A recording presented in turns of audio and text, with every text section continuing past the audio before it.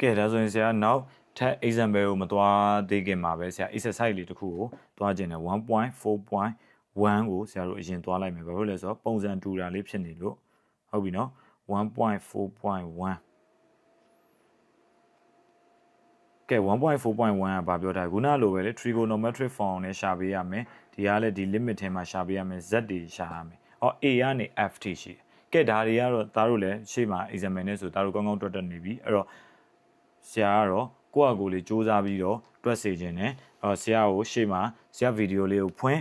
ဆရာနဲ့အတူတူ live တွက်မယ်သားတို့ကလည်းဘေးမှာ live တွက်မယ်ဟုတ်လားနားထောင်ရင်းနဲ့လည်းတွက်လို့ရတယ်။ကဲဒါဆိုရင်ဆရာကဒီဟာလေးတွေကတော့အမြန်တွက်မယ်။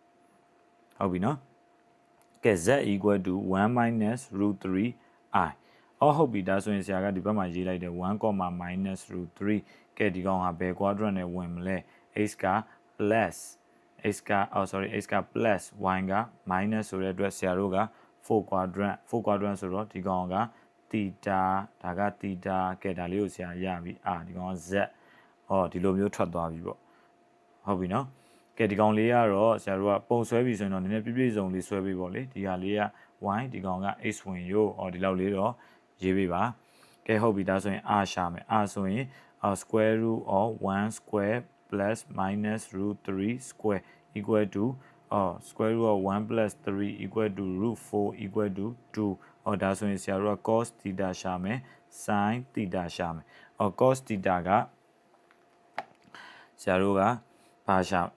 h by r ဆိုတဲ့အတွက်1 by 2ဟိုကောင်ကကြတော့ root 3 minus root 3 by 2ဒါဆိုရင်ဆရာတို့ကဒီကနေရှာလိုက်တဲ့ကောင်က cos က1 by sin က root 3 by 2နဲ့1 by 2ဆိုရင် cos က1 by 2ဆိုရင်ဆရာတို့က pi by 3ထွက်တယ်pi by 3က basic acute angle အတွက်ထွက်တာတောင်ကျင်းအတွက်ထွက်တာ theta အတွက်ဆိုရင်ဆရာတို့က minus ထည့်ပေးရမှာဖြစ်တဲ့အတွက် theta equal to minus pi by 3တဲ့ပြီးတော့ z equal to r ကကြတော့2 cos minus pi by 3ဟုတ်လားပြီးတော့ plus I sin minus pi by 3ကဲဒီမှာနေပြီးတော့ပါပြီ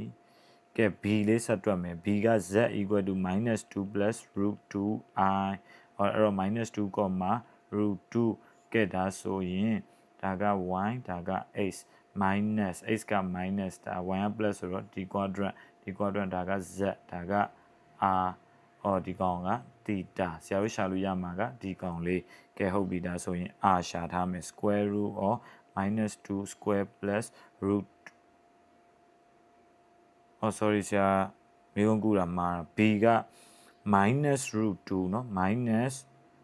root 2 plus order ဆိုရင်ဒါ minus root 2တူတူပဲเนาะ second quadrant ပဲ minus root 2 square plus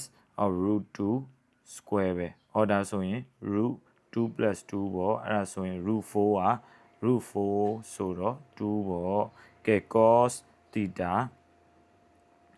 နဲ့ sin theta cos theta က minus root 2 by 2ဟိုကောင်ကကြတော့ root 2 by 2ဒါဆိုရင် theta ကဘာထွက်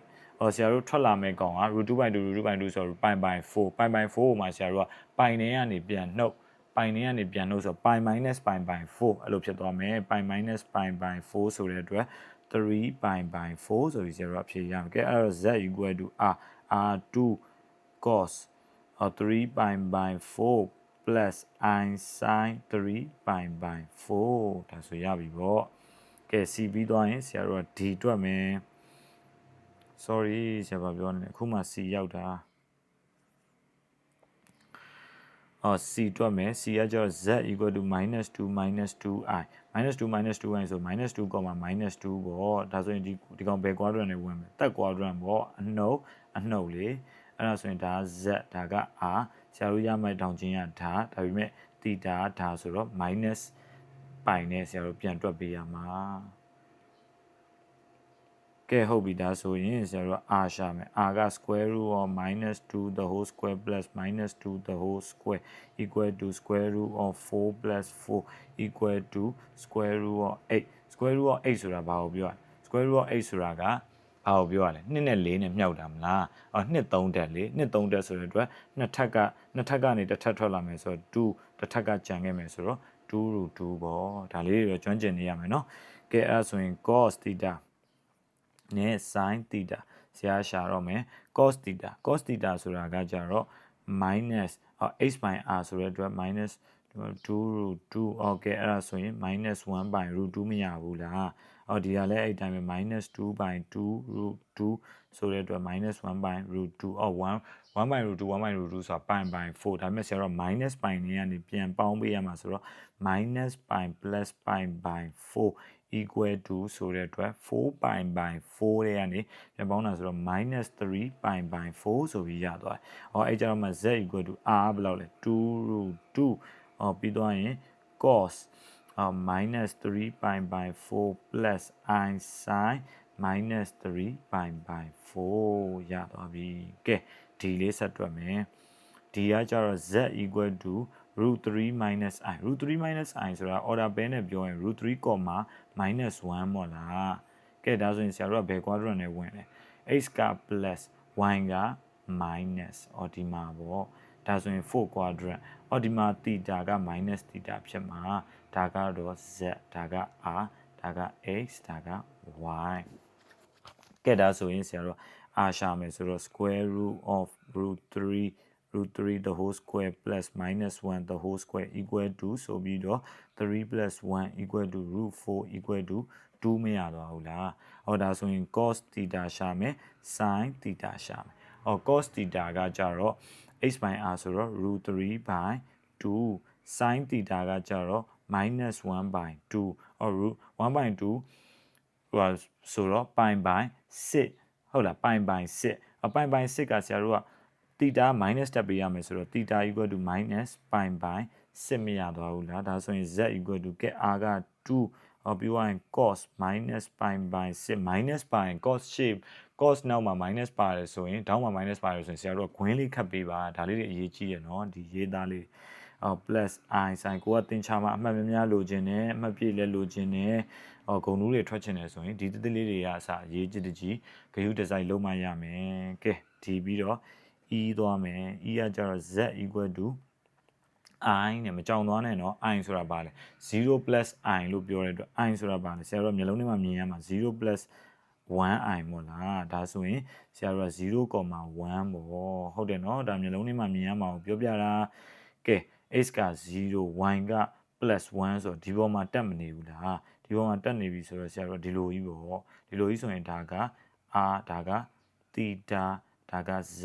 ကဲဒီမှာ y ဒါက x ပေါ့ကဲဒါဆိုရင်ဒီကောင်ကပိုင်2လေကွာဆရာတို့အရင်ကသိထားတာပဲဒါဆိုရင် theta ကပိုင်2ထွက်မှာပေါ့ဟုတ်လား theta ပိုင်2ထွက်မှာကဲဒါပေမဲ့ဆရာတို့ r လေးရှာထားလိုက်အောင်မယ် square root of 0 square plus 1 square equal to square root of 1 equal to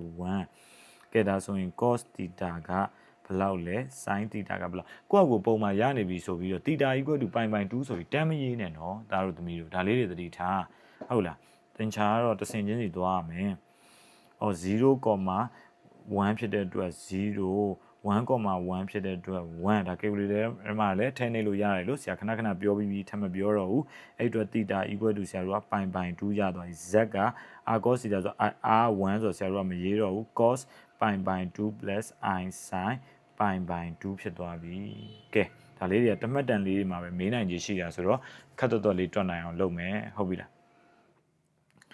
ကဲ z ကတဲ့ -3i -3i ဆိုဆရာတို့မျိုးလုံးထဲမှာဘယ်လိုမြင်ထား0 -3i လို့မြင်ထားမှာဖြစ်တဲ့အတွက်0, -3ပေါ့ကဲဘယ် quadrant နဲ့ဝင်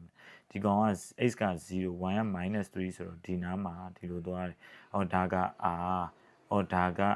theta မဟုတ်လားဒါက z ကဲဒါကတော့ y ဒါက x ကဲဒါဆိုရင်ဆရာတို့ကဒီကောင်ကဘာဖြစ်မလဲစဉ်းစားကြည့်ပါဦးဆရာတို့ပြောထားတယ်လေဒီကောင်ဘယ်နဲ့ဘယ်ကြားထဲမှာပဲရှိမှာလဲသူပြောထားတာပဲကဲဆရာပြပါဦးမယ်ဘာပြောထားရလဲဆိုတော့ဒီမှာလေကွာပိုင်နဲ့ဟုတ်လားပိုင်နဲ့ minus ပိုင်ကြားမှာပဲရှိမယ်တဲ့ကဲပိုင်နဲ့ minus ပိုင်ကြားမှာပဲရှိမယ်ဆိုတော့ဒီကောင်ဟာဆရာတို့ကဒီကောင်ဟာဆရာတို့က0 ပိုင်2ပိုင် -ပိုင်3ပိုင်2ဆိုပေမဲ့3ပိုင်2ဆိုတာပိုင်နဲ့ပိုင် minus ပိုင်းတွေကိုကြော်သွားပြီဖြစ်တဲ့အတွက်ဒီနေရာမှာတနည်းအားဖြင့်ပိုင်2ဆိုတာလည်းမှန်တဲ့အတွက်ဆရာတို့ကပိုင်2ကိုပဲယူလိုက်မယ်ဒါပေမဲ့ဘာပိုင်2တော့ဖြစ်မလဲသူက minus ပိုင်2ဖြစ်ရမယ်ကဲဟုတ်ပြီဒါဆိုရင် theta minus ပိုင်2ဆိုတာတော့သိသွားပြီကဲဒီမှာတော့ r လေးတွက်လိုက်ပါအောင် square root of 0 square plus minus 3 square equal to ဆိုပြီးတော့ root 9 equal to 3ကဲဒါဆိုရင် cos theta နဲ့ဆရာတို့က sin theta ရှာမယ် cos theta က 0,3 equal to 0ဟိုမှာက -3,3 equal to -1ဒါဆိုရင် theta equal to minus pi by 2ဒါကတော့ရှေ့မှာလဲဆရာတို့ကဒီမှာလဲဒီလိုရှာမယ်လို့ပြောထားပြီးပြီလေကဲဒါဆိုရင် z equal to r က3ပြောရရင် cos minus pi by 2 plus I sin minus pi by 2ကဲဒါပဲပြီးသွားပြီပေါ့ f လဲ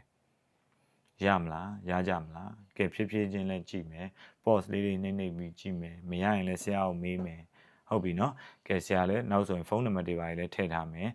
ဆရာကိုကြိုက်တဲ့နေရာမေးလို့ရတယ်စာမေးတာဆိုရင် Viber ကမေးလဲရတယ်ဟုတ်လားကဲအခုကြုံတုံးလေးဆရာ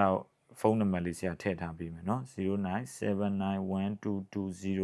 0979122021ကဲဒါကဆရာဖုန်းဆရာနာမည်ကဟန်ကိုထက်လို့ခေါ်တယ်ဟုတ်လားမင်းတို့တွေဆရာကို Viber တွေကနေတဆင့်လဲစာမေးလို့ရတယ်ဟုတ်တယ်နော်အရေးအကြောင်းသိချင်လဲဖုန်းဆက်ပြီးလဲစာမေးလို့ရတယ်ကဲဆရာကတော့အမြဲတမ်းကြိုးဆိုနေပါတယ်ဟုတ်ပြီလားဒါတို့ပဲကိုယ့်ကိုတေချာစူးစမ်းပေးပါကဲဒါဆိုရင်ဆရာတို့နောက်ဗီဒီယိုမှာဆက်ပြီးတော့နောက် concept တွေဆရာတို့ဆက်သွားကြပါမယ်